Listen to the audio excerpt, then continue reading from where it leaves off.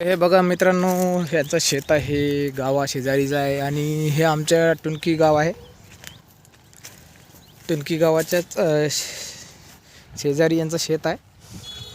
आणि तुम्हाला जो रोजचा आवाज ऐकू येते व्हिडिओमध्ये, प्रत्येक व्हिडिओमध्ये तोच आवाज आहे हा. आणि आपण बघू शकता मित्रांनो, सफरचंदाचे झाडं. जाता मी म्हटलं परत एकदा एक व्हिडिओ काढून पाहू. आमचा नाश्ता झालेला, उपमा खाल्लेला आहे आम्ही.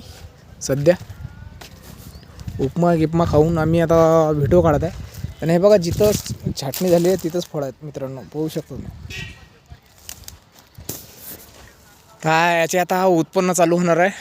आणि याला स्टार्टिंगला म्हणजे भरपूर पैसे लागलेले आहेत मित्रांनो. आणि यांचं आता हे सक्सेस झालेला आहे हा भाग. आता याची पुढे चालून आपल्याला साईज बघायची आहे मित्रांनो, म्हणजे केवढी होती या सफरचंदाची साईज. तर आज पाहू शकतो मी, आज एवढाच साईज आहे त्याची. आणि पुढे याच व्हिडिओमध्ये आपण त्याची म्हणजे साईज पाहणार आहे. म्हणजे अजून 15 दिवसानंतर उद्या आपण फवारा मारणार आहे. आपण परत एकदा एक फवाराचा व्हिडिओ टाकणार आहे. आणि त्याच्यानंतर अजून तुम्हाला माहिती देणार आहे सफरचंदांच्या विषयी आणि फळांविषयी.